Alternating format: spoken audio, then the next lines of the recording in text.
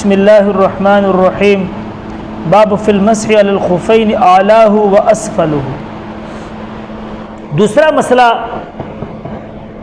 یہ اس باب کے اندر بیان کیا جا رہا ہے کہ بھئی موزے کے اوپر تو مسح ہے، جمہور علماء فقہا پوری امت کا اس پہ اتفاق ہے، لیکن اب مسئلہ یہ ہے کہ یہ مسح اوپر والے حصے پہ کیا جائے گا کہ مسح کے نیچے بھی کیا جائے گا۔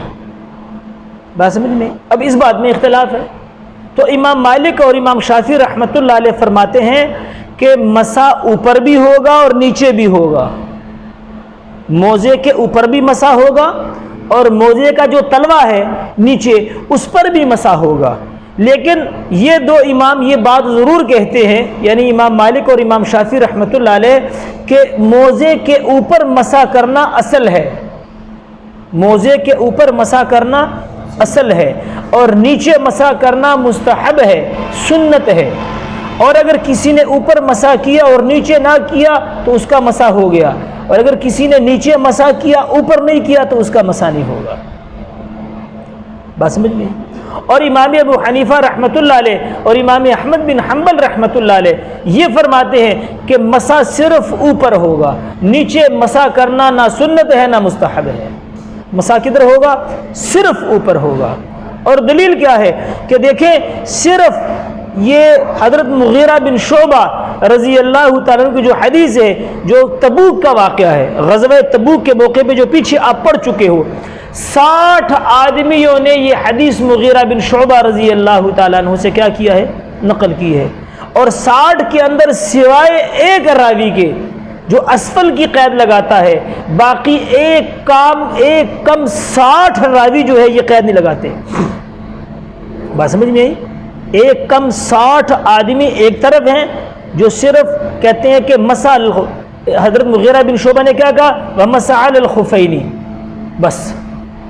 ظاہرہما کی جو قید ہے وہ حضرت عروہ بن زبیر رحمۃ اللہ علیہ کہتے ہیں، بس ظاہرہما کی بات کرتے ہیں۔ باقی ایک کم 60 راوی کیا کہتے ہیں؟ مسح علی الخفین، بس۔ اور حضرت علی رضی اللہ تعالیٰ کی دلیل ہے، وہ کہتے ہیں کہ دین اور اسلام نقل سے ہے۔ نقل سے مراد یعنی حضور پاک علیہ الصلوۃ والسلام نے جو ہمیں بتایا کہ دین کی بنیاد نقل سے ہے، عقل سے نہیں ہے۔ اگر عقل سے ہوتی تو پھر مسح موزے کے نیچے ہوتا، لیکن مسح موزے کے نیچے نہیں ہے بلکہ کیا ہے؟ اوپر ہے۔ تو یہ سب سے بڑی دلیل ہے کہ بھئی یہ دوسری دلیل ہو گئی کہ بھئی مسح کدھر کیا جائے گا؟ موزے کے اوپر کیا جائے گا، نیچے نہیں کیا جائے گا۔ اور ایک کم 60 راوی جو حضرت مغیرہ بن شعبہ سے رضی اللہ عنہ سے روایت کرتے ہیں، وہ بھی یہی کہتے ہیں کہ مسح جو ہے وہ موزے کے اوپر ہوگا۔ صرف ایک راوی جو ہے وہ اسفلی ہی کی قید لگاتے ہیں۔ دوسری بات یہ ہے کہ دیکھیں، امام شافعی اور امام مالک رحمۃ اللہ علیہ یہ بھی کہتے ہیں کہ اگر نیچے مسح کیا اوپر نہیں کیا تو مسح نہیں ہوگا، اور اگر اوپر کر لیا نیچے نہیں کیا تو مسح ہو گیا۔ اس کا مطلب یہ ہے کہ امام صاحب کی دلیل ادھر بھی قوی ہے۔